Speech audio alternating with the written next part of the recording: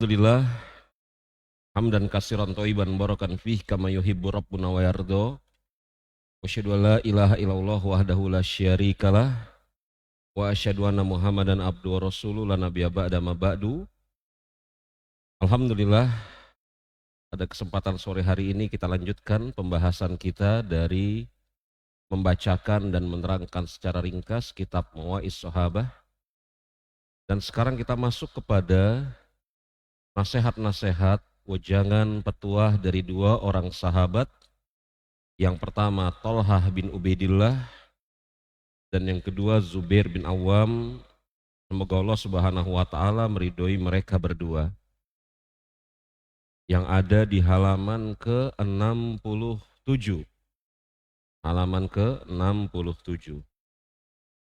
Jadi di dalam bab ini dibawakan nasihat langsung dari dua orang sahabat. Yang pertama Thalhah bin Ubaidillah dan yang kedua Zubair bin Awam radhiyallahu anhum. Kita lihat halaman yang ke-67 terlebih dahulu. Innahuma min akabir sahabati radhiyallahu anhu. Salah satu di antara mereka, mereka berdua di antara sahabat-sahabat Rasulullah SAW yang besar lagi mulia.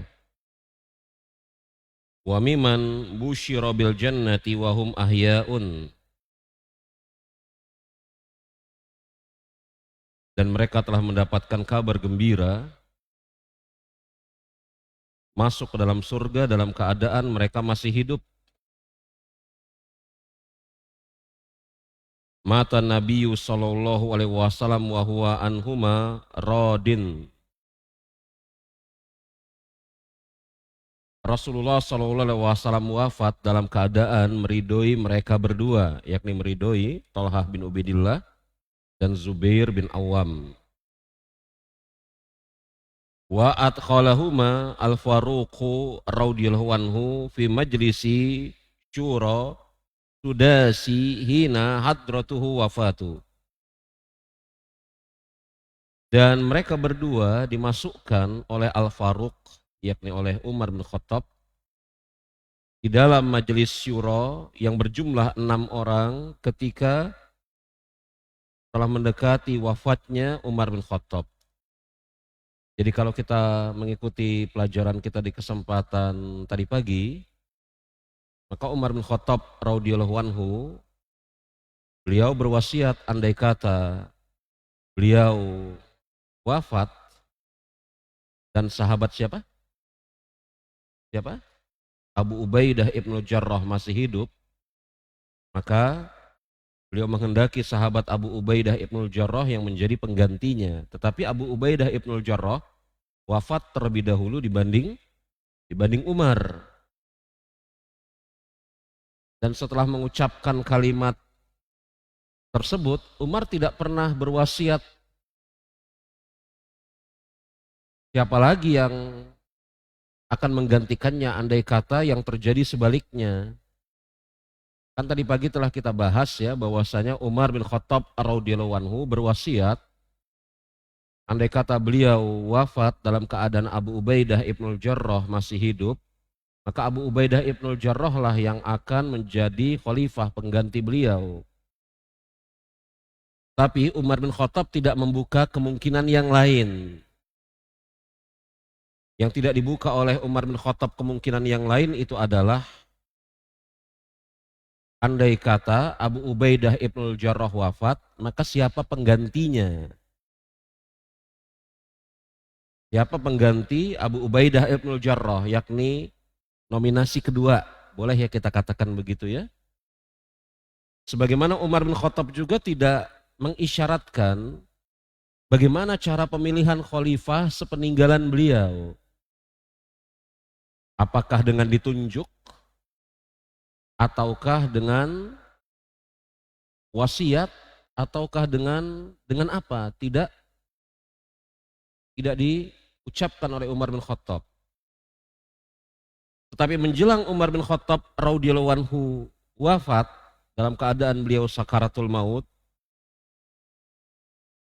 beliau menyerahkan keputusan untuk siapa yang layak menjadi pengganti beliau kepada 6 orang sahabat yang masih ada dari 10 seorang sahabat yang dijamin masuk surga. 2 orang tersebut diantaranya Tolhah bin Ubaidillah dan Zubair bin Awam. Ini menunjukkan kepada kita Tolhah bin Ubaidillah dan Zubair bin Awam masih hidup sepeninggalan Umar bin Khattab. Adapun Abu Ubaidah ibnul Jarrah wafat pada tahun berapa tadi? 18 Hijriah. Begitu ya.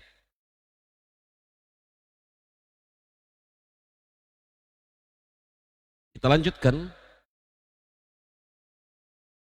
Ama awwalu minhuma, adapun yang pertama dari mereka berdua yang dimaksud di sini adalah Tolhah bin Ubaidillah. Bahwa Tolhah bin Ubaidillah bin Utsman bin Amr At-Taimi Abu Muhammad. Tolhah bin Ubaidillah namanya adalah Tolhah bin Ubaidillah bin Utsman bin Amr At-Taimi, dari suku At-Taimi. Abu Muhammad kunyahnya. Alazi satara tarikhu manakibahu bi ahrufi min nur. Yang sejarah serta keutamaan hidup beliau itu layak ditulis dengan tinta dari emas. Jadi huruf-hurufnya, yakni sejarah keutamaan beliau, yakni keutamaan Tolhah bin Ubaidillah, sejarah hidup beliau, itu huruf-hurufnya layak ditulis dengan tinta emas. Tinta yang bercahaya. Tinta yang bercahaya ini maksudnya tinta dari emas. Ya, ahrufi min nur, huruf yang bercahaya, maksudnya tinta emas. Ini suatu apa namanya?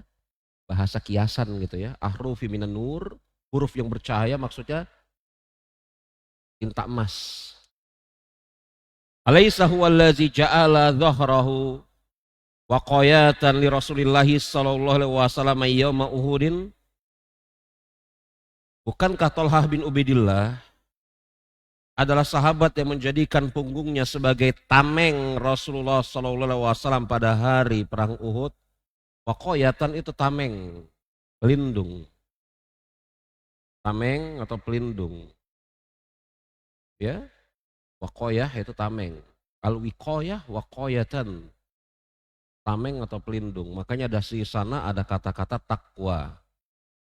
Ada kata-kata takwa yang didefinisikan lafaz takwa itu berasal dari kata-kata wiqayah yang kata Imam Fudail bin Iyad antaj ala bainaka wa baina adzabillahi waqayatan, wiqayatan. Kata Imam Fudail bin Iyad, yang namanya takwa antaj al bainaka wa baina adzabillahi wiqayatan. Kau menjadikan antara dirimu dengan azab Allah Subhanahu wa taala suatu penghalang. Itu yang dimaksud dengan takwa menurut Imam Fudail bin Iyad radhiyallahu anhu, rahimahullahu taala. Jadi waqayatan di sana adalah tameng atau pelindung. Jadi pada saat perang Uhud begitu, ketika pasukan kucar-kacir karena Bukit Rumat atau Bukit Rumah Jabal Alain berhasil diambil oleh Khalid bin Walid yang pada saat itu dia belum memeluk agama Islam. Jabal Rumat, maklum, gunung kecil atau Jabal Ain, gunung kecil yang ada di depan komplek makam syuhada Uhud, maklum itu, begitu ya. Itu diambil alih oleh Khalid bin Walid ketika pasukan yang ditugaskan oleh Rasul untuk menjaga dan diam di atas gunung kecil itu turun. Diambil oleh Khalid bin Walid dengan cara beliau, pada saat itu beliau belum memeluk agama Islam, memutar dan mengambil pos penjagaan tersebut. Maka dari atas mereka leluasa melemparkan anak panah ke arah bawah. Dan salah satu yang menjadi sasaran tembak mereka sudah barang tentu adalah Rasulullah SAW. Maka Thalhah bin Ubaidillah menjadikan dirinya sebagai tameng pelindung Rasulullah SAW.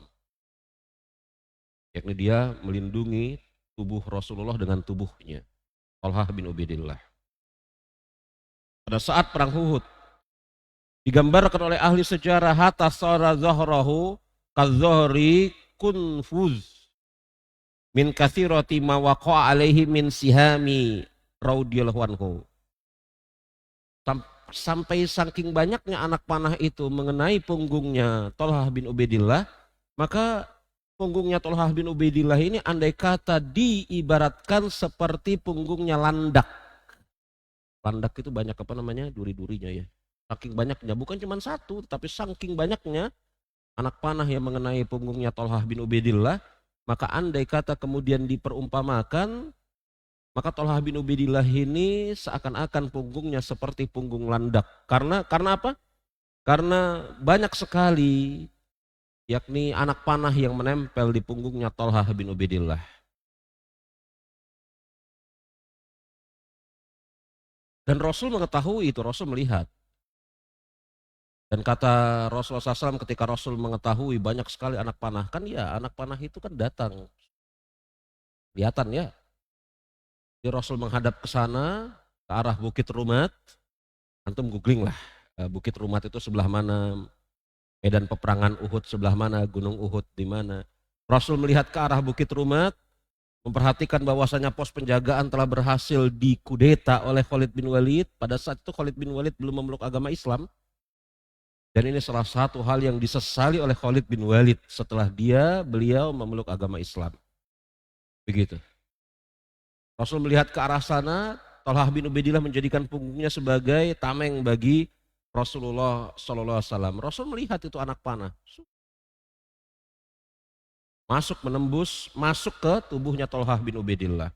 Sampai Rasul mengatakan kepada Thalhah, sayangnya Rasul kepada Thalhah, Thalhah menunduk.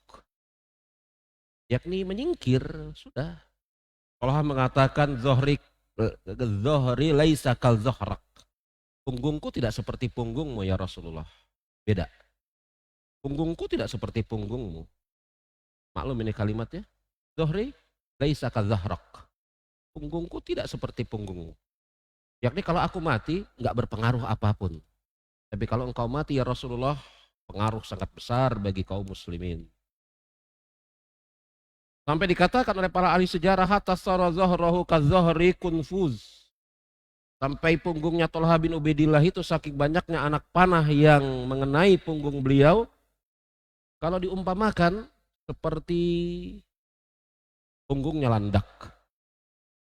Rapat sekali.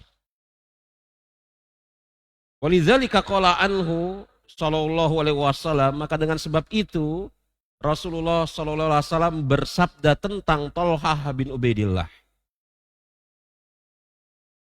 Ya karena Rasul mengatakan menunduk wahai Thalhah, menunduk. Sudah cukup. Ini banyak sekali anak panah yang kena punggungmu, sudah cukup. Maka Thalhah mengatakan, Zohri laisa ka zohrak.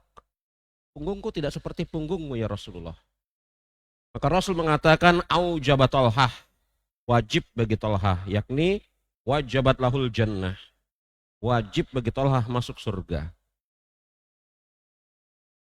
Dan para sahabat, semoga Allah Subhanahu wa taala meridhoi mereka semua.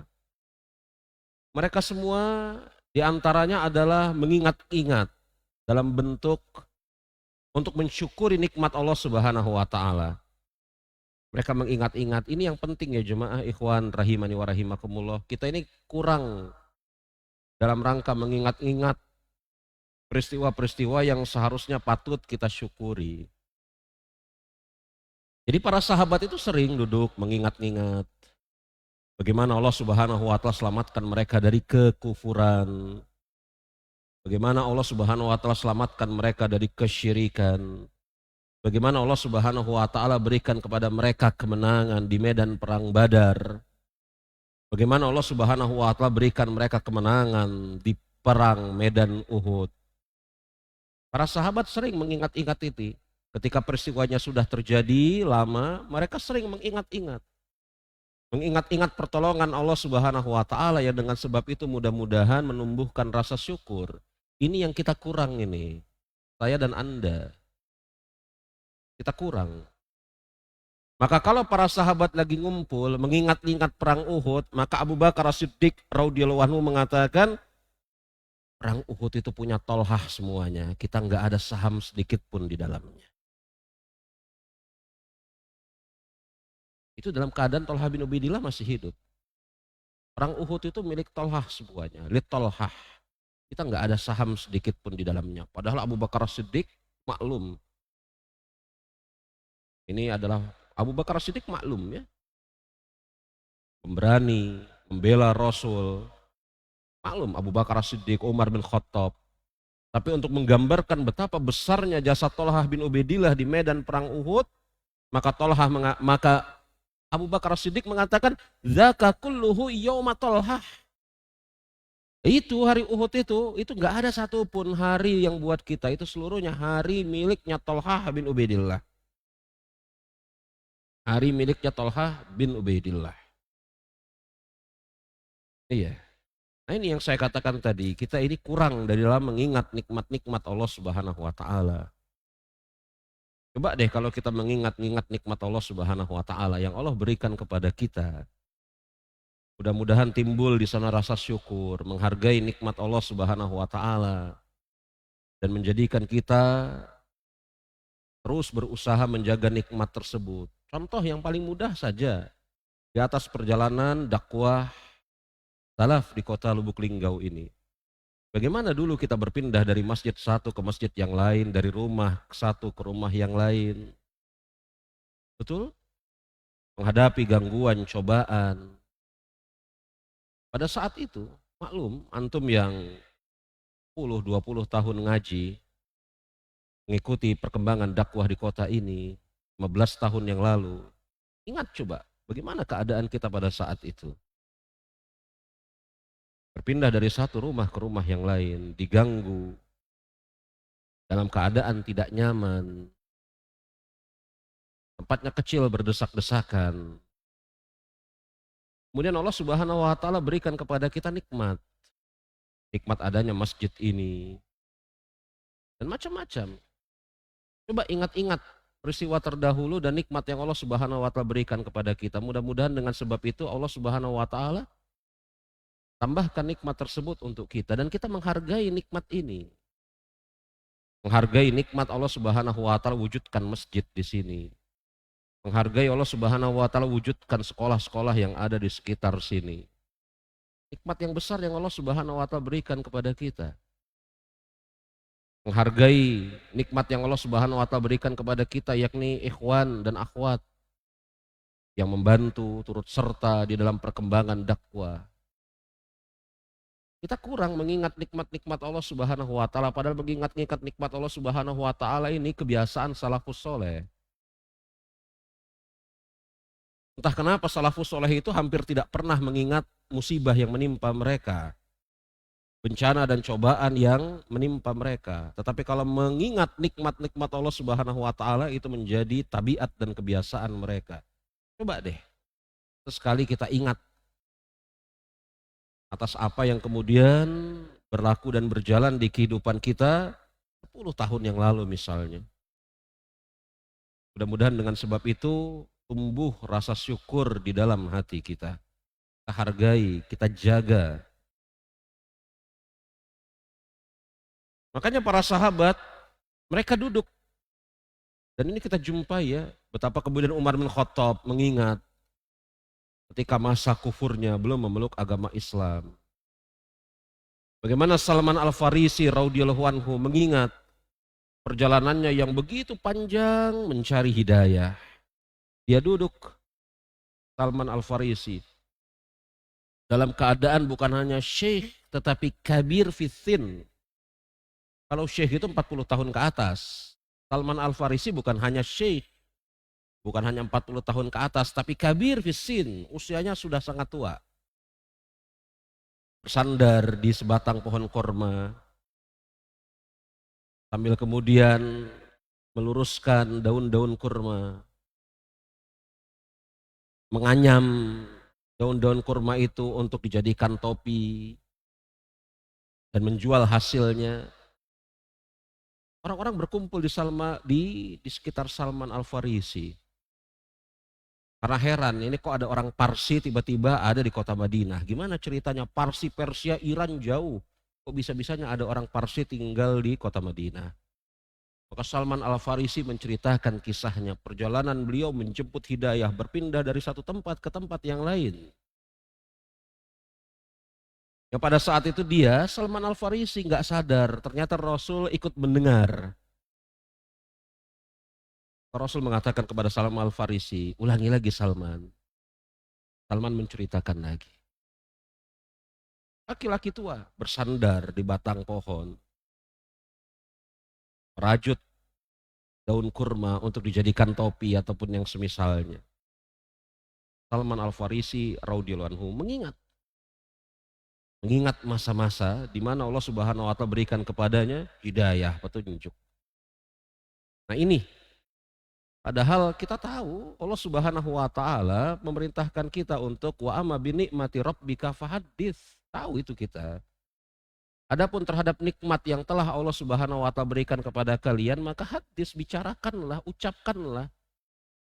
Ungkit nikmat pemberian Allah Subhanahu wa taala terhadap diri kita. Mengungkit nikmat itu, kalau nikmat yang Allah berikan kepada kita, maka seharusnya kita mengungkit-ungkit nikmat tersebut. Alhamdulillah Allah telah berikan ini kepada saya. Alhamdulillah Allah telah berikan ini kepada saya. Alhamdulillah Allah telah hindarkan saya dari itu, dari ini. Adapun mengungkit nikmat yang kita berikan kepada orang lain, ini nggak boleh. La tubtilu shadaqatikum bil mani wal aza, kata Allah Subhanahu wa taala. Jangan sekali-kali kalian ungkit-ungkit pemberian kalian kepada orang lain berupa sedekah dengan tujuan untuk menyakiti hati yang menerima. Nggak boleh. Maka Abu Bakar As-Siddiq radhiyallahu anhu, As-Siddiq, ini yang ngomong ini As-Siddiq. Dia mengatakan hari Uhud itu miliknya Tolhah. Gak ada milik kita satupun juga. Gak ada. Ya karena secara ketetapan qada dan qadar, kalau Tolhah tidak menjadi yakni benteng perisai bagi Rasulullah SAW, maka Rasul berada di dalam bahaya yang amat besar. Ya sudah barang tentu, wafat, kematian, takdir Allah. Tapi kan ada asbabnya. Tapi saya memang terkadang heran ketika membaca kisah-kisah para sahabat yang semisal ini, begitu ya. Mereka itu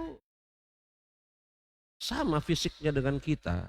Jangan Anda bayangkan kulit mereka itu terbuat dari tembaga atau perak atau kudingan. Sama kulitnya seperti kita, dagingnya sama juga. Tetapi ketahanan mereka di dalam menghadapi cobaan itu luar biasa ya. Makanya Imam Ibnul Qayyim Al-Jauziyah rahimahullahu ta'ala pernah mengatakan, manusia itu terbentuk dari dua unsur, unsur jasmani dan rohani. Manusia itu terbentuk dari dua unsur, unsur jasmani dan unsur rohani. Maklum itu ya. Manusia yang paling hebat, paling kuat apabila jasmaninya dan rohaninya itu dalam keadaan yang kuat. Makanya al-mu'minul qawwi, mukmin yang kuat, keimanannya kuat, jasad fisiknya juga kuat. Lebih dicintai oleh Allah Subhanahu wa taala dibanding mukmin yang lemah. Dan keduanya ada kebaikan. Jadi manusia itu terdiri dari dua, jasmani dan rohani.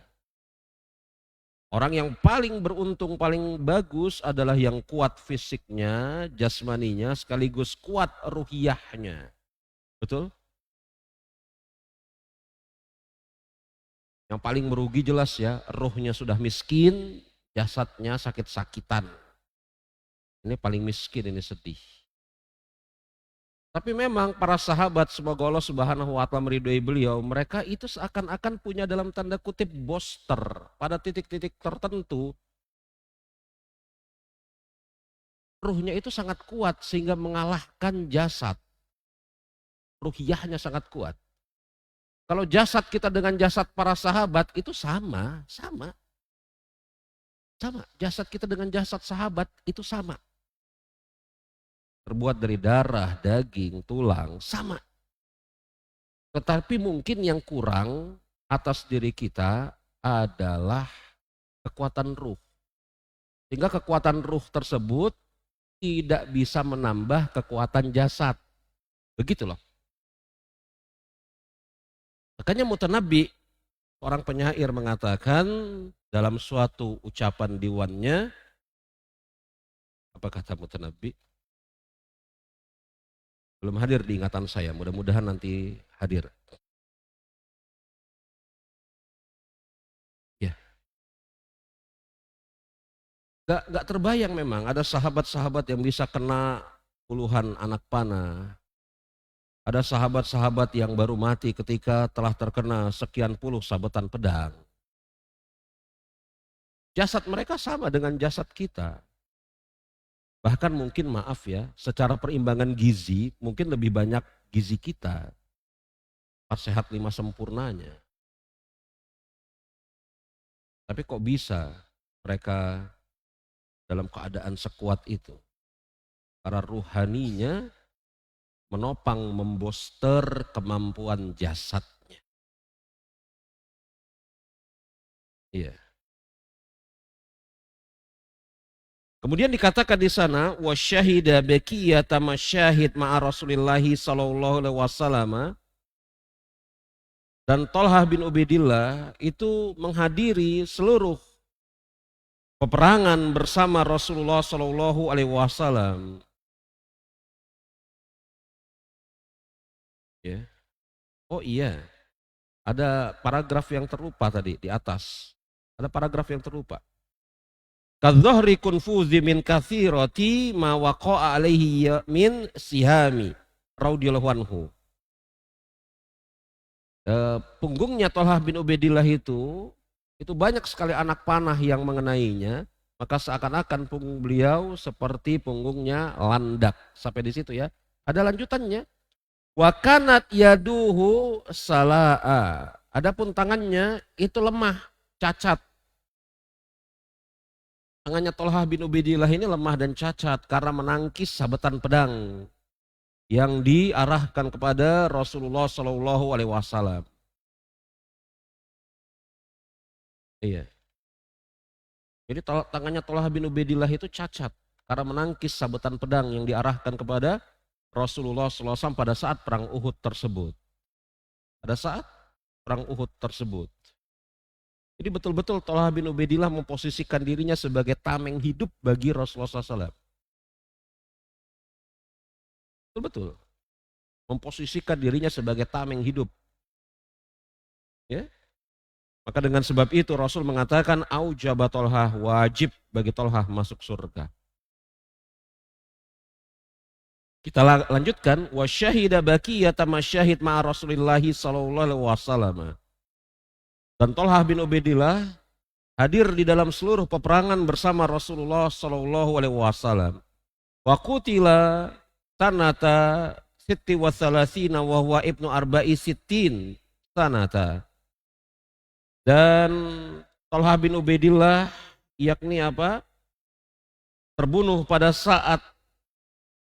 saat usia beliau 64 tahun di tahun ke-36 Hijriyah. Jadi Thalhah bin Ubaidillah wafat pada saat usianya 64 tahun, 63-64 tahun. Persis seperti orang yang sangat beliau cintai, Rasulullah wafat usia 63 juga kurang lebih. Ya. Suatu keajaiban yang luar biasa. Rasulullah, Abu Bakar, Umar, Ali, Thalhah wafat di usia yang hampir sama, 63 tahun, 64 tahun.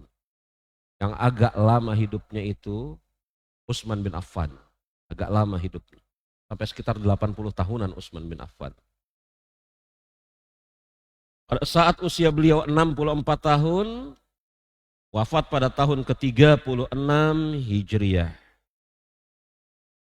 Thalhah bin Ubaidillah, semoga Allah Subhanahu wa taala meridhoi beliau. Kita lihat di antara wasiat nasihat Thalhah bin Ubaidillah yang ada di halaman ke-68, beliau mengatakan, inna lanajidu bi amwalina ma yajidu bukhala'u lakinnana natasabbaru. Sesungguhnya kami menjumpai di dalam harta kami seperti yang dijumpai oleh orang bakhil terhadap hartanya. Lakinnana natasabbaru, akan tetapi kami berusaha untuk bersabar. Jadi Thalhah bin Ubaidillah mengatakan, sesungguhnya kami jumpai di dalam harta kami persis seperti yang dijumpai orang bakhil terhadap hartanya. Yakni perasaan tidak mau kehilangan harta dan berat untuk berinfak itu ada pada orang bakhil, juga ada pada diri orang semisal Thalhah bin Ubaidillah. Gitu ya. Manusia secara pembawaan tidak mau kehilangan sesuatu yang dia cintai. Dan di antara sesuatu yang mereka cintai adalah harta. Iya kan? Akan tetapi, lakinnana natasabbaru, akan tetapi kami berusaha untuk bersabar. Yang dimaksud kami berusaha untuk bersabar ini adalah bersabar, menginfakkan harta, menahan dan mengalahkan rasa bakhil tersebut. Dikatakan oleh Syekh wa muraduhu radhiyallahu ana hubba mali qad futirat alaihil qulub. Yang diinginkan oleh ucapan Thalhah bin Ubaidillah adalah bahwasanya kecintaan kepada harta merupakan tabiat yang melekat di dalam hati. Wa jubilat alaihin nufus, dan jiwa senang menyenangi harta. Fitrah itu, keadaan manusia seperti itu. Lakinnal al-farqu bainal bakhil wal karim wa baina jawadi wa mumsik wa asabru. Kecintaan terhadap harta itu pembawaan fitrah yang ada di dalam hati manusia, dan jiwa memang secara pembawaan mencintai harta. Lakin akan tetapi ini dia ini. Al-farqa bainal bakhil wal karim, beda antara orang bakhil dan karim. Ini lawannya, al-karim itu lawan dari bakhil. Ya. Wa baina jawadi wa mumsik, dan orang yang memberi dan menahan. Wa asabru, yakni kesabaran. Ma'rifatuhu haqiqatil mal, yang membedakan antara orang yang bakhil dengan orang yang dermawan. Karim di sini bolehlah kita artikan dermawan ya. Walaupun sebenarnya dermawan itu lebih tepat kepada jawad. Tapi di sana jawad disandingkan dengan mumsik. Mumsik itu menahan. Maka jawad baguslah kalau kita artikan memberi. Padahal jawad itu lebih tepatnya diartikan sebagai dermawan. Gitu ya. Yang membedakan antara bakhil dan dermawan, orang yang memberi dan menahan adalah sabar dan pengetahuan mereka terhadap hakikat harta. Nah, ini dia yang membedakannya. Yang membedakannya itu. Apa sih?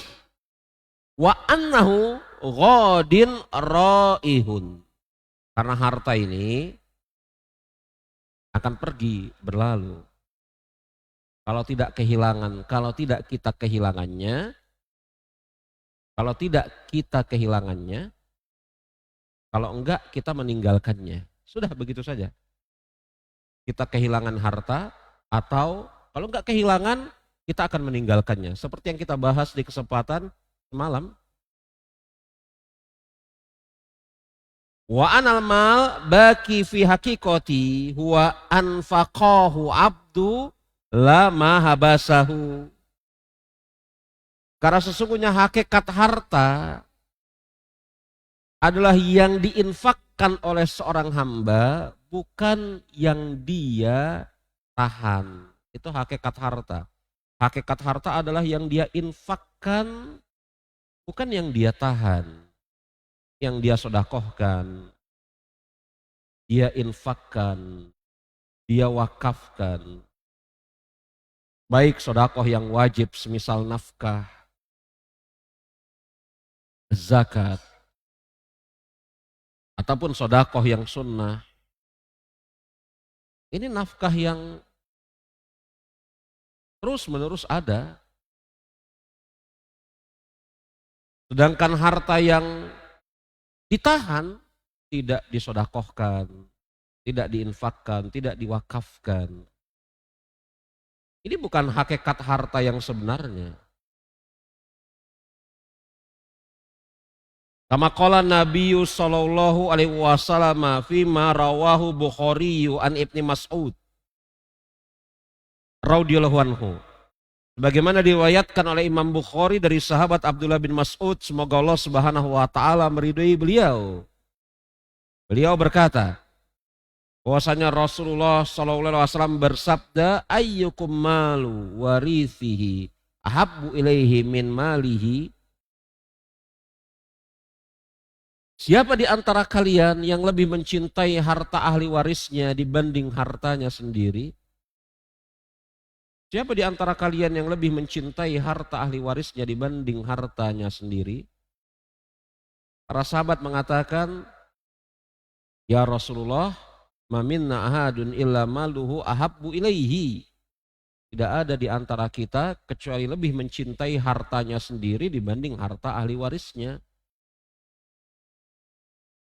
Rasul kan bertanya kepada para sahabat, siapa di antara kalian yang lebih mencintai harta ahli warisnya dibanding hartanya sendiri?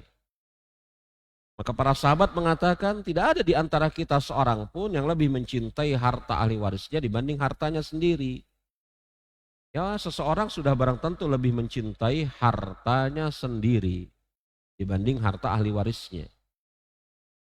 Maka Rasul mengatakan, fa inna malahu maqaddama wa malu warithihi ma akhara. Maka Rasul mengatakan, sesungguhnya hartanya, yakni harta seseorang yang sesungguhnya adalah yang dia qaddama, yang dia berikan, yang dia infakkan. Wa mala warithihi ma akhara.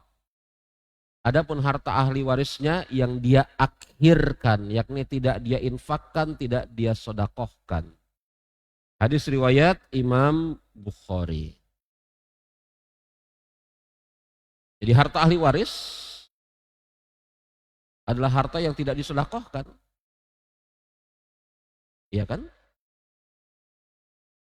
Laqad kanat siratu Talhata tarjamah ilmiyatan lisakha alazi jubbila alaihi wa tarjamah tahayyatan lihadhihi mau'izah. Sungguh Talhah bin Ubaidillah telah menerjemahkan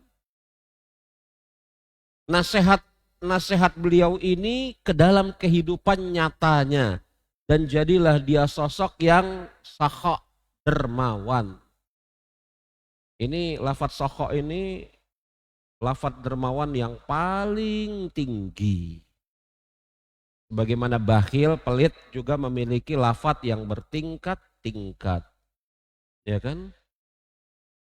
Bakhil, pelit itu memiliki lafadz yang bertingkat-tingkat. Dari mumsik, bakhil, syuh, itu bertingkat-tingkat. Yang paling parah ya syuh itu tadi. Bagaimana dermawan juga memiliki lafadz yang bertingkat-tingkat. Lafadz sakha ini adalah lafadz dermawan yang paling tinggi. Ya, ada apa namanya? Maklum ya kalau saya katakan begitu ya. Maklum, sokho ini lafaz dermawan yang paling tinggi. Kedermawanannya luar biasa Thalhah bin Ubaidillah ini. Alladzi jubbila alaihi wa tarjama tahayatan li hadhihi mau'izati. Sungguh perjalanan hidup Thalhah bin Ubaidillah itu merupakan bukti nyata sikap kedermawanan Thalhah bin Ubaidillah. Dikatakan oleh seseorang yang bernama Qabisah bin Jabir, sahibtu Thalhah fama ra'aitu rajulan a'ta lijazi limalin min ghairi mas'alati minhu. Qabisah bin Jabir mengatakan, aku menemani Thalhah bin Ubaidillah, bersahabat dengan Thalhah bin Ubaidillah, maka aku belum pernah melihat seseorang yang sangat dermawan melebihi Thalhah bin Ubaidillah. Ini kata Qabisah bin Jabir rahimahullahu ta'ala, seorang tabi'in. Nah ini dia, ya, hidupnya salaf itu antara qaul dan amal itu selaras. Ini yang seharusnya kita mati-matian untuk mengusahakannya. Karena kadang-kadang qaul kita ini lebih cepat dibanding amal. Yaitu hal yang harus saya dan kita keluhkan kepada Allah Subhanahu wa taala. Kalau hidup salafus soleh itu antara qaul dan amal itu selaras.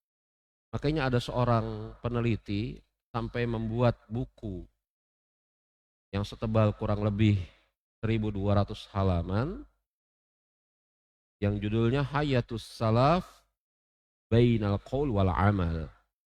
Kehidupan kaum salaf di antara ucapan dan perbuatan. Ini bagus sekali bukunya. 2 jilid tebal, kalau saya nggak salah 1200 halaman.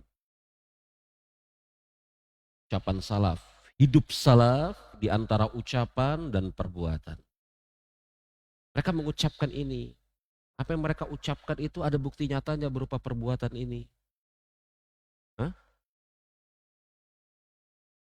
Mereka menganjurkan orang untuk melakukan ini. Sebelum orang yang mereka anjurkan untuk melakukan perbuatan tersebut berbuat, mereka sudah mendahului untuk berbuat. Mereka meriwayatkan hadis. Ketika baru selesai meriwayatkan hadis dan mereka teliti hadis itu ternyata sahih, maka mereka langsung bersegera untuk mempraktekannya. Misal Imam Ahmad meriwayatkan hadis, perintah untuk berbekam dan memberikan upah kepada tukang bekam setengah atau 1 dinar, betul? Setelah meriwayatkan hadis itu Imam Ahmad memeriksa, oh hadis ini sahih. Selesai majelis Imam Ahmad cari mana tukang bekam. Bekam saya. Langsung dikasih. Setengah atau 1 dinar. Langsung kontan. Hampir tidak ada jeda antara qaul mereka dengan amal gitu loh. Kalau kita ini antara qaul dengan amal itu ada jedanya. Hah? Ada jedanya antara kita ini. Maka buku Hayatus Salaf Bainal Qaul wal Amal itu buku yang menakjubkan. Yang menggambarkan kepada kita bagaimana salafus soleh mengucapkan suatu ucapan sebelumnya mereka telah mengerjakan atau langsung mereka mengerjakan atau mereka justru orang yang terdepan di dalam mencontohkan. Buku yang luar biasa. Yang kalau kita baca buku itu maka tampaklah kita ini seakan-akan rombongan gelap yang mengaku sebagai seorang salafi. Kita ini sebagai rombongan gelap yang sedang mengaku sebagai seorang yang mengikuti manhaj salaf. Ya kita keluhkan keadaan kita di hadapan Allah Subhanahu wa taala. Maka Qabisah bin Jabir mengatakan, aku menemani Thalhah bin Ubaidillah dan aku tidak pernah melihat seseorang yang lebih dermawan dibanding Thalhah bin Ubaidillah di dalam masalah pemberian. Wa kana la yada'u ahadan min Bani Taim ailan ila kafahu ma'unatahu wa ma'unata iyalihi wa zawaja ayamahum wa akhdama aillahum wa qada daina gharimihim. Masih kata Qabisah bin Jabir, beliau mengatakan dia yakni Thalhah bin Ubaidillah tidak membiarkan seseorang dari suku Bani Taim. Thalhah bin Ubaidillah ini Bani Taimi. Thalhah bin Ubaidillah tidak membiarkan ada seseorang dari suku Bani Taimi kecuali yang kekurangan sudah barang tentu, kecuali dia berusaha menanggung biaya hidupnya. Berusaha untuk menikahkan orang yang belum menikah. Kenapa ente menikah? Gak punya fulus. Ayo nikah, aneh bayarin. Begitu kira-kira kata Thalhah bin Ubaidillah. Kenapa ente belum nikah? Gimana Thalhah kira-kira kalau kita rekonstruksi pembicaraannya orang dari suku Bani Taimi ini? Kenapa belum nikah? Ya gimana, belum ada uang. Dah cari jodoh sana. Aina bayain. Thalhah bin Ubaidillah tidak membiarkan adanya seorang bujangan di dalam sukunya. Dia langsung berusaha untuk mencarikan jodoh, bukan hanya di titik itu, berusaha untuk mengadakan biaya pernikahan mereka.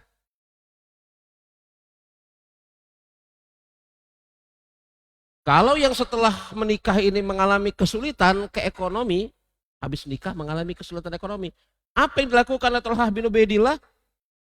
Wa akhda aillahum. Dia bantu kesulitan mereka. Oh ini luar biasa. Udah nggak punya modal untuk nikah, dimodalin. Dan gitu ternyata setelah menikah sulit dibantu sama Thalhah bin Ubaidillah. Andai kata pasangan-pasangan ini tanpa diketahui Thalhah bin Ubaidillah berhutang, ketahuan wa qada daina gharimihim. Dibayarin hutangnya sama Thalhah. Kelakuan Thalhah bin Ubaidillah radhiyallahu anhu. Dia cari bujangan-bujangan yang belum menikah dari suku Bani Taim. Dia nikahkan, dia biayai. Andai kata setelah itu kehidupan mereka masih mengalami kesulitan, dia support. Andai kata tanpa sepengetahuan dia mereka ini berhutang dan ujung-ujungnya ketahuan sama Thalhah bin Ubaidillah, dilunasi. Ini berat ini ya. Luar biasa. Maka kalau kemudian kita baca sirah salafus soleh tanpa riwayat-riwayat yang sahih, maka mungkin sebagian besar di antara kita akan mengatakan ini dusta, hayalan, dongeng. Kenapa kita katakan ini dusta atau hayalan dongeng? Karena kita memproyeksikannya ke dalam kehidupan kita. Karena kita nggak mungkin, berhubung kita nggak mungkin, nggak masuk akal di sisi kita pikir mereka juga nggak mungkin dan juga nggak masuk akal. Padahal mungkin mereka lakukan. Kembali kepada syair mutanabbi tadi. Tadi saya sempat lupa syair mutanabbi, betul? Apa tadi syair mutanabbi? Al-Mutanabbi itu pernah mengatakan dalam salah satu di antara syairnya, iza kanat nufusun kibaran. Apabila seseorang itu memiliki jiwa-jiwa yang besar, apabila seseorang memiliki jiwa-jiwa yang besar, jiwanya besar, kemauannya kuat, begitu. Apabila seseorang memiliki jiwa-jiwa ruh-ruh kemauan yang kuat, apa kata Al-Mutanabbi setelahnya? Ta'abahum bihimut azzat, maka jasad akan letih untuk mengikutinya. Paham antum ya? Apabila seseorang memiliki kemauan yang kuat, cita-cita yang besar, maka jasad fisik akan letih untuk mengikutinya. Jadi yang mengendalikan jasadnya kemauan. yang mengendalikan jasadnya itu adalah ruhnya. Hah? Kalau kita yang mengendalikan ruh kita, jasad kita ya. Tidurlah, makanlah, istirahatlah, ngobrol lah. Kita kendalikan ruh kita dengan jasad kita. Tapi kalau orang-orang mulia, maka jasad mereka dikendalikan oleh ruhnya. Apabila seseorang itu memiliki ruh yang kuat, jiwa yang besar, maka jasad akan dibuat letih untuk mengikutinya. Itu ucapan Al-Mutanabbi. Lanjut. Wa min mawaizatihi wa min mawaizihi wa wasayahu radhiyallahu anhu qauluhu, di antara mauizah dan wasiat Thalhah bin Ubaidillah, semoga Allah Subhanahu wa taala meridhoi beliau. Beliau mengatakan, la tusyawwir bakhilan fi silatin wala jabanan fi harbin wala syabban fi jariyatin. Jangan mengajak musyawarah di dalam masalah pemberian harta, zakat, infak, sodakoh dengan orang bakhil. Ya salah, ngajak musyawarah di dalam masalah infak, pemberian harta, sodakoh, yang diajak musyawarahnya orang bakhil. Kira-kira gimana coba pendapat orang bakhil ini? Saya mau berinfak, berzakat, bersodakoh. Bagaimana menurut pendapatmu wahai bakhil? Jangan, simpen aja baik-baik. Kira-kira begitu ya. Wala jabanan fi harbin. Jangan ajak musyawarah tentang peperangan dengan orang penakut. Kita mau siap-siap ini perang. Bagaimana pendapatmu? Jangan. Sudah diam-diam saja di sini. Kira-kira begitu kan? Wala syabban fi jariyatin. Jangan ajak musyawarah pemuda yang belum menikah tentang seseorang wanita yang juga belum menikah. Jangan ajak musyawarah seorang pemuda yang belum menikah terkait dengan seorang wanita yang belum menikah. Syabban, pemuda yang belum menikah. Jariyah, pemudi yang belum menikah. Ya, kenapa? Jangan ajak musyawarah orang bakhil terhadap masalah infak sodako. Kenapa jangan ajak musyawarah orang penakut di dalam masalah peperangan? Kenapa jangan ajak musyawarah seorang pemuda yang belum menikah terkait urusan seorang pemudi yang belum menikah? Karena keputusannya pasti bias. Iya kan? Pasti bias. Pasti bias. Diterangkan oleh Syekh, anal insana idza aradda musyawarata falyakhtar syakhsa al munasaba lil musyawarati wal yahdzar mimman yahmilu sifata mudadata lil amril ladzi tusyawwaru fihi li anna natijata ma'rufatun musbiqan. Kata Syekh, maknanya adalah apabila seseorang ingin mengajak musyawarah, maka hendaklah dia memilih orang yang tepat, yang munasab, orang yang cocok untuk diajak musyawarah. Dan dia berhati-hati terhadap orang yang memiliki sifat yang bertolak belakang dari materi atau pokok yang hendak dia musyawarahkan. Bayangkan, musyawarah tentang bagaimana menyusun strategi perang terhadap orang yang takut berperang. Kira-kira gimana itu? Musyawarah untuk misalnya apa namanya tadi, zakat, penyaluran zakat, bagaimana kemudian memberdayakan dan mengoptimalkan pendapatan infak zakat sedekah dengan orang bakhil. Ini kalau LAS, yakni lembaga amil zakat, itu punya standar dalam setahun harus mendapatkan dana zakat infak sodakoh berapa jumlahnya. Maklum antum ya, LAS itu punya seperti itu. Lembaga amil zakat itu punya ketentuan yang ditetapkan oleh ulil amri pemerintah. Di antaranya mereka harus bisa mendapatkan harta sejumlah sekian, entah 1 miliar, 2 miliar. Kemudian juga mereka mendistribusikannya sesuai dengan ketentuan syariah dan semisalnya, maklum. Ya, nah tiba-tiba kemudian orang-orang amil dari LAS ini mau berdiskusi tentang bagaimana mengoptimalkan pendapatan zakat infak sodako. Yang dia ajak musyawarah adalah orang yang bakhil. Kira-kira apa kata orang bakhil tadi? Ya jangan, manusia kan punya banyak kebutuhan.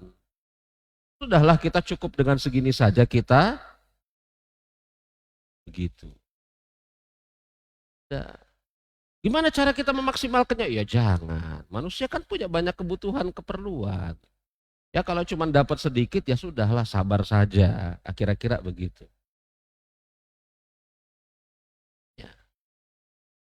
Maka jangan hindari diri bermusyawarah, meminta pendapat dari seseorang yang memiliki sifat yang bertolak belakang dari bahan, materi, atau pokok pembicaraan di dalam musyawarah tersebut. Karena apa? Karena hasilnya bisa ditebak. Ya.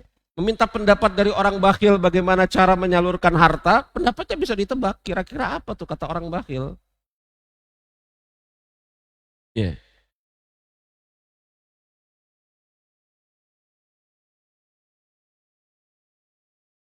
Makanya jemaah rahimani wa rahimakumullah,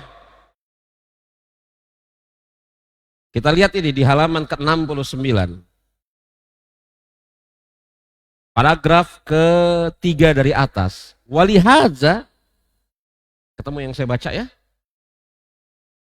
Walihaza fa inna min kamalal aqlil insani an yastashira wa an yakuna mustasyarul ahlan lil istasyariti bihaitsu yakunu ma'rufan bil hikmati wal aqli wal khibrati bisyai'in allazi yustasyaru fihi.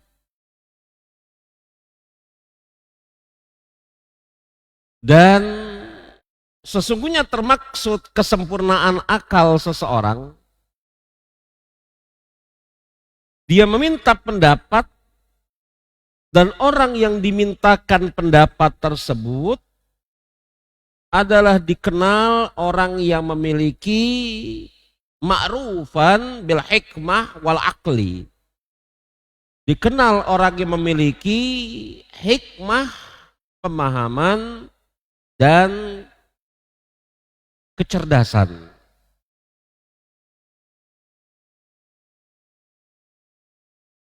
Kama qala Luqmanul Hakim li ibnihi, sebagaimana ucapan Luqmanul Hakim kepada anaknya.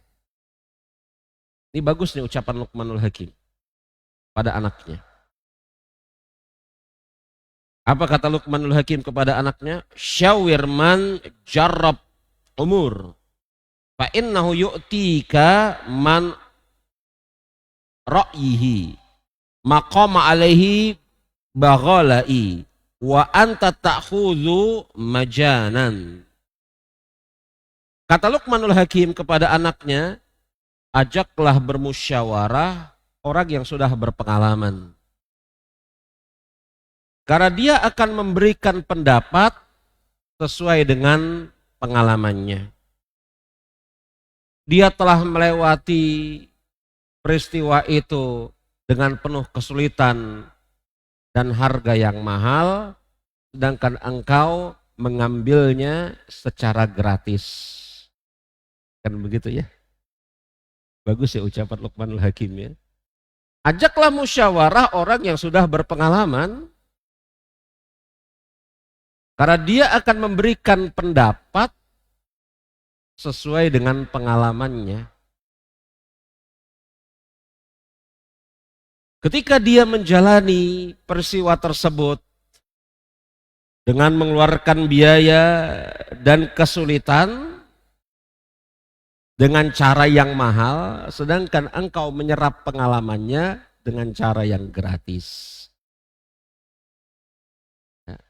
Jadi tidak perlu kemudian kalau ada orang yang sudah berpengalaman, tidak perlu kemudian ya saya mau coba juga lah. Tidak perlu, sudah. Menghemat tenaga, waktu. Ajak musyawarah orang yang sudah berpengalaman. Karena dia ketika melewati hal tersebut penuh dengan kesulitan, harga yang mahal. Dan engkau yang mendapatkan pendapat darinya, mengambilnya dengan cara yang gratis.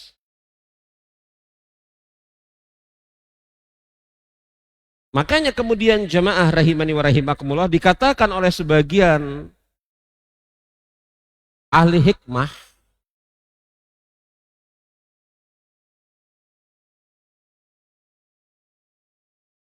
ya. Wa qala ba'dul hukama'i, dikatakan oleh sebagian ahli hikmah, mastasyara fa innahu yudifu ila ra'yihi ara'an uqala'i. Dikatakan oleh sebagian ahli hikmah, siapa yang meminta pendapat kepada seseorang, maka dia telah menyandarkan pendapatnya kepada pendapat orang tersebut. Wa yajma'u ila aqlihi uqula hukama'i.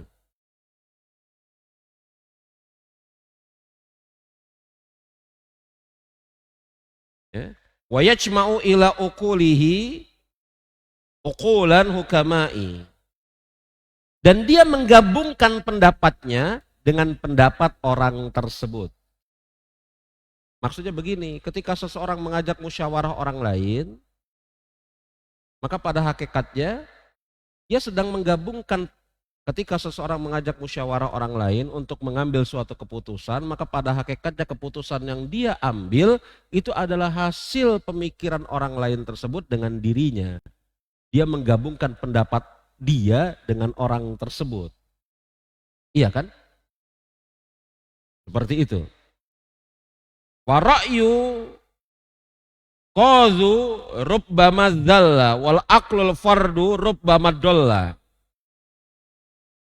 Pendapat pribadi sangat mungkin tergelincir. Akal seseorang sangat mungkin tersesat. Yakni pendapat pribadi sangat mungkin salah. Akal satu orang sangat mungkin keliru. Sedangkan akal dari sekian banyak orang maka meminimalisasikan kesalahan. Iya kan?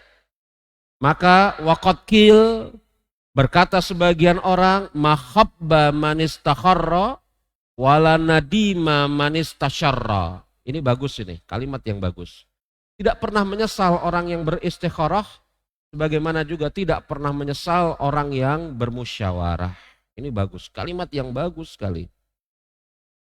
Kalimat yang bagus sekali. Kalimat yang dibawakan oleh Imam Mawardi dalam kitab beliau Adabud Dunya Waddin. Ini buku bagus banget, Adabud Dunya Waddin.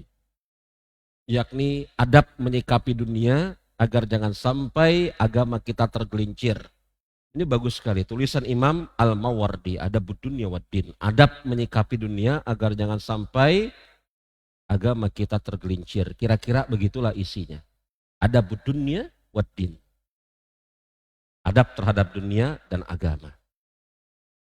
Kata Imam Mawardi di dalam kitab beliau Adabud Dunya Waddin, halaman 300, ma khabba man istakharra wala nadima man istasyarra. Tidak menyesal orang yang beristikharah, tidak akan merugi orang yang beristikharah, sebagaimana tidak akan menyesal orang yang mengajak musyawarah, yang bermusyawarah. Khobba itu merugi. Khobba itu merugi, nadima menyesal. Makhobba manistakharra wala nadima manistasyarra. Tidak akan merugi orang yang istikharah, bagaimana tidak akan menyesal orang yang mengajak musyawarah. Ini yang dibawakan dalam kitab Ad-Dambu Dunya Waddin. Kita masuk sekarang kepada sahabat yang kedua, yakni sahabat Zubair bin Awam radhiyallahu anhu. Adapun nasihat-nasihat ujangan Zubair bin Awam nanti akan kita baca setelah sholat maghrib insya Allah ya. Kita sekarang baca biografi ringkas dari sahabat Zubair bin Awam.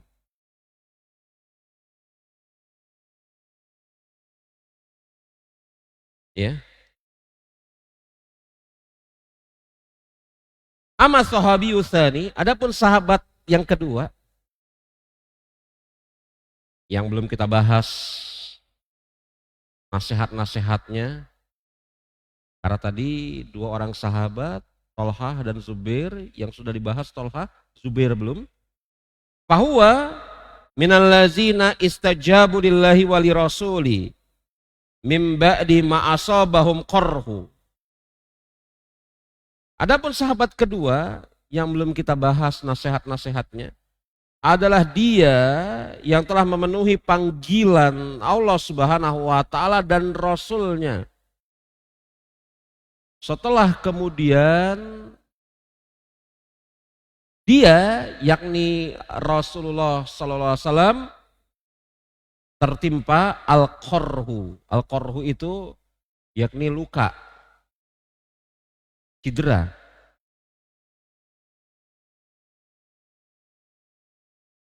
Jadi kan Tolhah bin Ubaidillah jadi tameng hidup. Sendirian.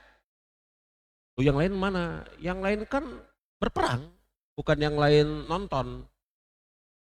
Yang lain berperang. Iya kan? Dan keadaannya kan betul-betul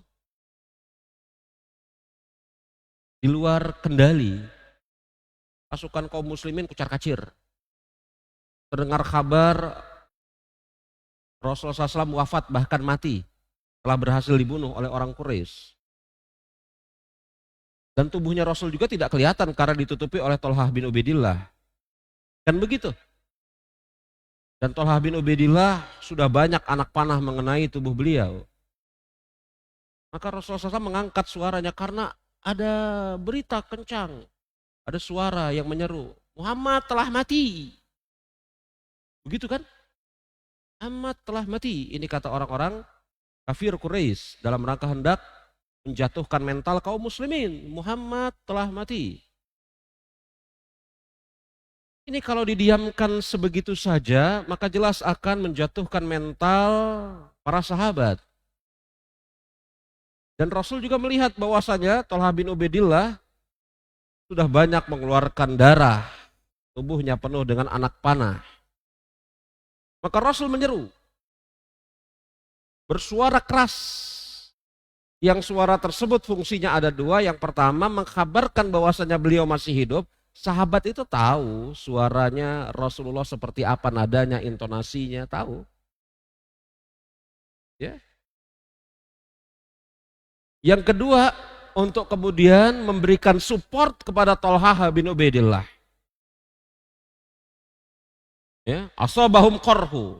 Ketika kemudian telah terjadi ditimpa luka yang sangat parah, yang dimaksud di sini adalah Tolhah dan juga Rasul. Tolhah dan juga Rasul. Maka Rasul menyeru, maka datanglah sahabat Zubair bin Awam. Maka datanglah sahabat Zubair bin Awam untuk mensupport Tolhah bin Ubaidillah. Wa kana ma'dudan min anjadi ashabi Rasulillah sallallahu alaihi wasallam. Dan Thalhah bin Ubaidillah ini termaksud sahabat-sahabat yang menjadi pahlawan pada saat Thalhah bin Ubaidillah. Maaf, Zubair bin Awam ini termaksud sahabat-sahabat yang menjadi pahlawan pada saat perang Uhud. Seluruh sahabat yang mengikuti perang Uhud, perang Badar, yang hidup ataupun yang mati, semuanya pahlawan. Tapi memang ada sosok-sosok yang menonjol pada saat perang-perang tersebut. Di antara sosok yang menonjol tadi Thalhah bin Ubaidillah, ini Zubair bin Awam. Iya. Zubair bin Awam. Wa kana min sabiqina ilal Islam. Dan Zubair bin Awam ini termaksud orang yang pertama-tama memeluk agama Islam. Termaksud orang-orang yang pertama-tama memeluk agama Islam. Tadi telah kita bahas pada saat membicarakan nasihat siapa? Abu Ubaidah ibnu Jarrah. Abu Ubaidah ibnu Jarrah, Thalhah bin Ubaidillah, Zubair bin Awam, Utsman bin Affan, Sa'ad bin Abi Waqqas, itu masuk Islam dalam hari yang sama. Maaf, di hari yang sama. Betul? Esok harinya Abdurrahman bin Auf. 6 orang tersebut masuk Islam lewat perantaraan dakwah Abu Bakar As-Siddiq. Maka mereka asabiqun al-awwalun. Wa ibnu ammihi Rasulullah sallallahu alaihi wasallam. Beliau adalah anak pamannya Rasulullah sallallahu alaihi wasallam. Nama beliau adalah Az-Zubair bin Awam bin Khuwailid bin As'ad bin Abdul Uzza bin Qusay Abu Abdillah Al-As'adi. Namanya adalah Zubair bin Awam bin Khuwailid bin As'ad bin Abdul Uzza bin Qusay Abu Abdillah Al-As'adi. Ini nama Zubair bin Awam. Yatalki ma'a Rasulullah sallallahu alaihi wasallam fil Qusay. Nasabnya bertemu dengan Rasulullah sallallahu alaihi wasallam di Qusay. Jadi nasab Rasul dengan nasab Zubair ini bertemu di Qusay. Qala anhu Nabi sallallahu alaihi wasallam. Rasulullah SAW bersabda tentangnya, inna likulli nabiyyin hawariyan wa hawari Zubair. Sesungguhnya setiap nabi memiliki pendukung setia. Hawari itu pendukung setia, sahabat setia. Hawari. Ya. Seluruhnya setiap nabi memiliki hawari, sahabat setia, pendukung setia. Dan hawariku adalah Zubair. Syahidah Badr. Wa masyahid kullaha. Wa syahida lahun Nabi sallallahu alaihi wasallam bi syahadati wa huwa hayyun. Zubair bin Awam itu ikut di dalam peperangan Badar dan perang-perang yang ada setelahnya. Dan Rasulullah SAW mempersaksikan bagi Zubair bin Awam surga dalam keadaan beliau masih hidup. Faqala hina kana ala jabali Hira'i fataharraqa. Yakni pada suatu saat Rasulullah SAW sedang berada di Jabal Hira. Di Gunung Hira. Gunung Hira ini beda dengan Gunung Uhud. Walaupun kisah yang terjadi hampir sama, tapi ini dua kisah yang berbeda. Ya, Gunung Hira dengan Gunung Uhud itu dua gunung yang berbeda. Betul? Hira di mana? Di Mekah. Uhud di? Uhud di mana? Di Mekah atau di Madinah? Uhud di mana? Madinah. Kalau Hira di Mekah, Uhud di Madinah, maklum. Maka nggak mungkin dua kisah ini kisah yang sama. Ini dua kisah yang berbeda. Dua kisah yang berbeda. Lanjut. Ala jabali Hira'i fataharraqa. Ketika Rasul sedang berada di Bukit Hira, maka Bukit Hira itu bergetar, bergoyang. Kemudian Rasul mengatakan uskun Hira. Fama alaika ilan nabiyyin au siddiqun au syahidun. Diam Hira, jangan bergetar. Karena sesungguhnya di atasmu ini ada nabi, ada siddiq, dan ada syuhada. Jangan bergetar Hira, diam, jangan goyang-goyang. Karena di atasmu ini ada nabi, ada siddiq, ada syuhada. Wa kana alaihi nabiyyu sallallahu alaihi wasallam, dan siapa yang ada di atas gunung Hira? Nabi sallallahu alaihi wasallam, Abu Bakar, Umar, Utsman, Ali, Talhah, Zubair, dan Sa'ad bin Abi Waqqas. Yang ada di atas gunung Hira itu ada Rasul, Abu Bakar, Umar, Utsman, Ali, Talhah, Zubair, dan Sa'ad bin Abi Waqqas. Jadi ada 8 orang di atas gunung Hira pada saat itu. Nah kalau yang Uhud kan ada 4 orang cuman. Rasul, Abu Bakar, Umar, dan Utsman. Hanya 4 orang. Maka kisah bergetarnya gunung Uhud itu kisah yang lain. Bukan syak firrawi. Karena ada sebagian orang yang mengatakan oh ini syak firrawi. Yakni rawi itu salah ucap. Harusnya Hira tapi Uhud atau Uhud Hira. Enggak, ini 2 kisah yang berbeda. Bagaimana mungkin 2 kisah ini adalah kisah yang sama? Hira di mana, Uhud di mana? Iya kan? Hira di Mekah, Uhud di Madinah. Ini 2 kisah yang berbeda, yakni kejadiannya 2 kali. Yang pertama, bergetar gunung Hira, pada saat itu di atasnya ada 8 orang. Dan pada saat yang lain bergetar gunung Uhud, pada saat itu di atasnya ada 4 orang. Gunung Hira siapa? Rasulullah, Abu Bakar, Umar, Utsman, Ali, Talhah, Zubair, dan Sa'ad bin Abi Waqqas. Ya. Sedangkan pada saat bergetarnya gunung Uhud di atasnya ada 4 orang. Rasulullah, Abu Bakar, Umar, dan Utsman.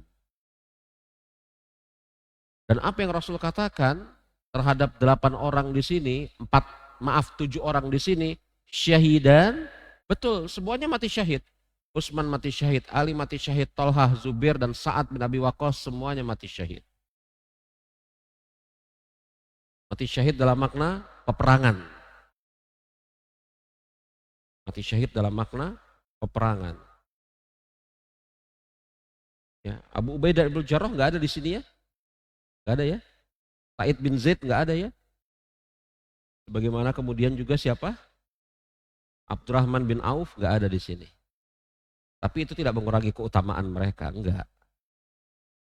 Tapi memang antum perhatikan, Abu Ubaidah bin Jarrah tidak mati di dalam peperangan, tetapi mati karena sebab amwas. Betul? Abu Ubaidah bin Jarrah tidak mati dengan sebab peperangan, tetapi mati dengan sebab wabah. Sedangkan 7 orang di sana itu mati. Utsman, Ali, Talhah, Zubair, Sa'ad itu mati syahid dengan sebab peperangan. Iya. Kita lanjutkan. Wa fadailuhu wa manakibuhu katsiratun. Fadailnya, manakibnya, yakni fadail, keutamaan Zubair bin Awam, dan manakibnya ini sangat banyak sekali. Waqad mata syahidan makhduran bihi minal bughatil khawarij. Zubair bin Awam ini mati. Ya. Dibunuh secara zalim oleh pemberontak Khawarij. Jadi Zubair bin Awam ini mati. Syahid dibunuh oleh para pemberontak Khawarij. Ya sebagaimana Utsman bin Affan, rumahnya dikepung oleh kaum Khawarij. Mati. Iya kan? Rumahnya dikepung oleh kaum Khawarij.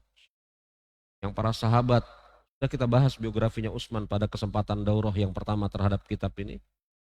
Yang para sahabat bersiap-siap untuk kemudian membela Utsman, tapi Utsman tidak izinkan satu pun sahabat untuk membelanya.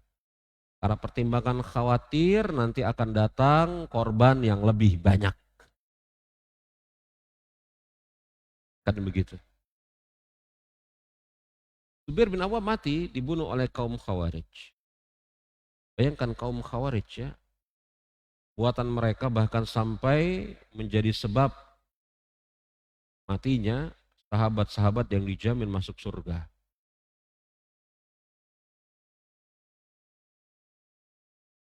Sanata situn wassalasin. Yakni Zubair bin Awam mati dibunuh oleh pemberontak kaum Khawarij pada tahun situn wassalasin, 36. Tahun 36 Hijriah. Wa umruhu sab'u wasittuna sanatan. Dan usia Thalhah bin Ubaidillah pada saat itu adalah sab'u wasittuna sanatan, 67 tahun. Wakila ghairu zalik, dan ada juga yang mengatakan usia beliau pada saat itu bukan 67 tahun. Jadi Zubair bin Awam, semoga Allah Subhanahu wa taala meridai beliau, itu mati dibunuh kaum Khawarij. Pada tahun ke-36 Hijriah, dikisahkan pada saat itu usia beliau 67 tahun, tapi ada pula yang mengatakan usianya bukan 67 tahun, tapi berlebih kurang, mungkin 6, mungkin 6, 8, antara seperti itulah. Ini biografi ringkas dari dari Zubair bin Awam, semoga Allah Subhanahu wa taala meridhai beliau.